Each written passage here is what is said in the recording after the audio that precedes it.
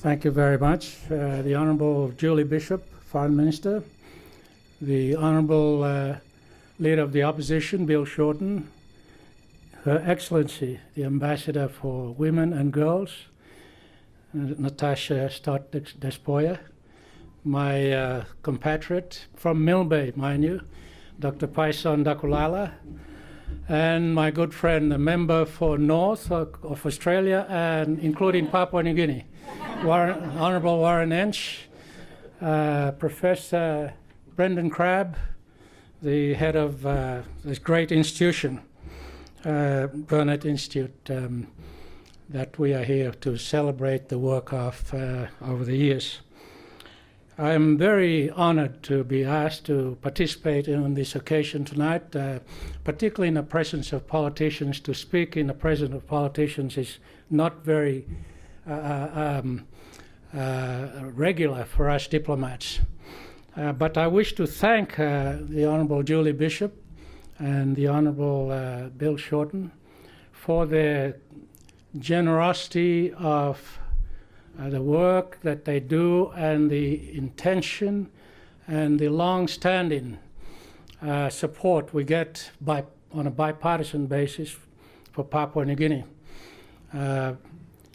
In my 10 years here, I think I can pinpoint two very significant events that have marked Australia's friendship, particularly in relation to your support in your aid funding program to Papua New Guinea.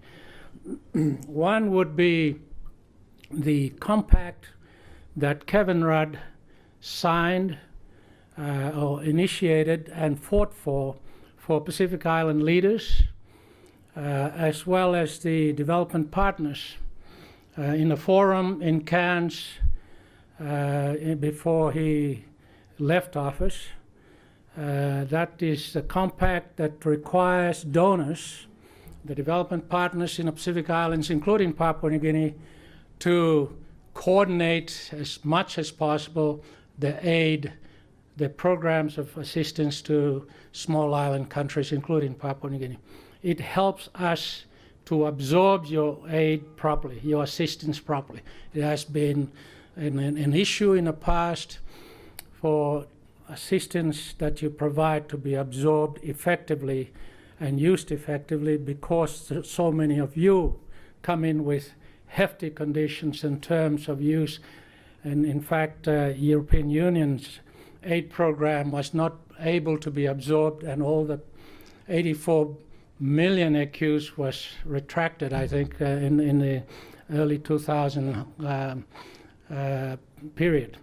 But fortunately for Australian aid, despite I was involved with quite a few reviews of your aid as well as international aid to Papua New Guinea, there were problems of the effectiveness of delivery of your aid and modalities with which you used to deliver your aid, but also for Papua New Guinea itself in organizing itself to utilize your aid properly.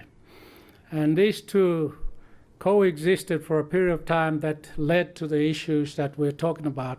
But fortunately for Minister of Foreign Affairs, her, I think, greatest contribution of her government and that she's now spearheading is the new paradigm for aid.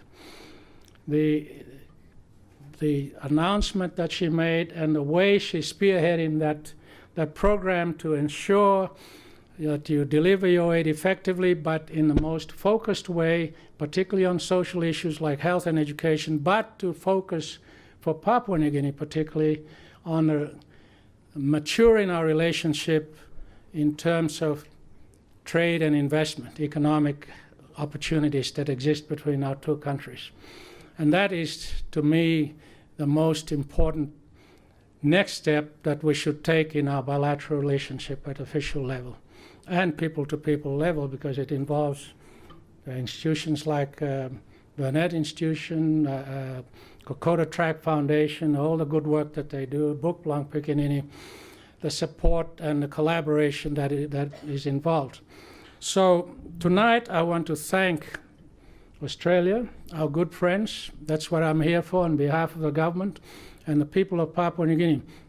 In 2013 early, in January, the government under leadership of Peter O'Neill, Prime Minister Peter O'Neill, convened a government leaders meeting, and despite all the browbeating and all that was going on, I think the most important reform announced at that meeting was to bring together the capital development budget and the recurrent budget.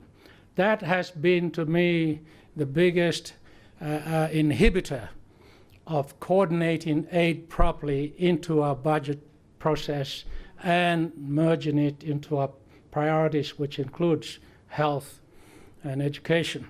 The other point I wish to raise is that there are two institutions here in Australia, Australian National University's Crawford Centre and our National Research Institution that are collaborating to make sure to monitor the government's budget expenditure. The first effort found that education was doing very well in terms of getting the funding right through to the grassroots level. And that made education more effective in delivery of resources and improving enrollment figures, etc., for the 10 years up till 2011. 2001. No, it was 2011. The other, for health, the issue was funding never got to the grassroots level. The Board of Management was not there at the grassroots level for health. So it was wonderful to have this insight as to what are the constraints in our delivery of services in Papua New Guinea in conjunction with the support we get from our good friends like you.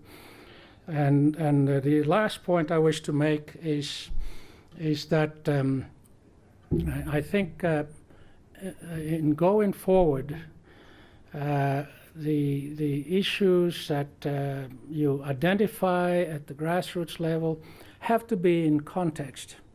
Sometimes the overwhelming image of Papua New Guinea being hellhole, being we're sick, full of illnesses, and say there are wonderful places that have gone beyond that in the country.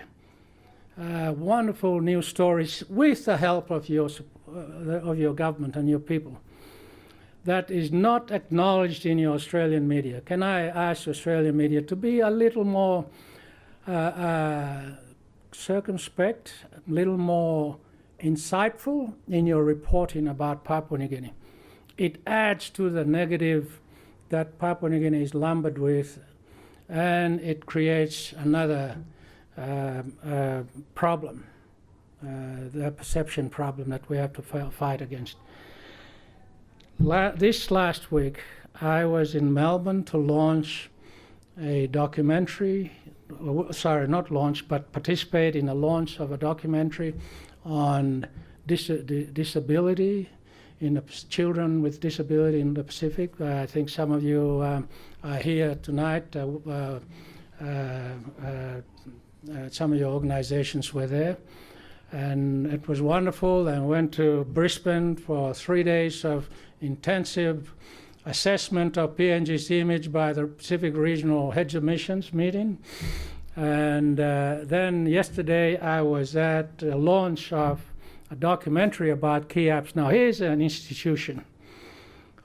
The relationship between Papua New Guinea and Australia began, I think, with the KIAPs in terms of what they've done, and I have been very much a strong advocate of them to tell their stories. And that documentary, it's a wonderful documentary. It'll be shown, and it was shown yesterday, launched, and then in Brisbane. Again, the government is recognizing, the O'Neill government is recognizing the importance of getting services to the people of Papua New Guinea at the grassroots level. As the Minister of Foreign Affairs has mentioned, resources are being poured directly to the grassroots level, district, sub-district level, sub-national government we call them, provincial governments, and was the model that KIAP set up. It was the model that KIAP set up, and it was wonderful to hear the stories yesterday. On that note, thank you very much, and good luck to Burnet Institute. Keep up the good work, and thank you for all your work in Papua New Guinea.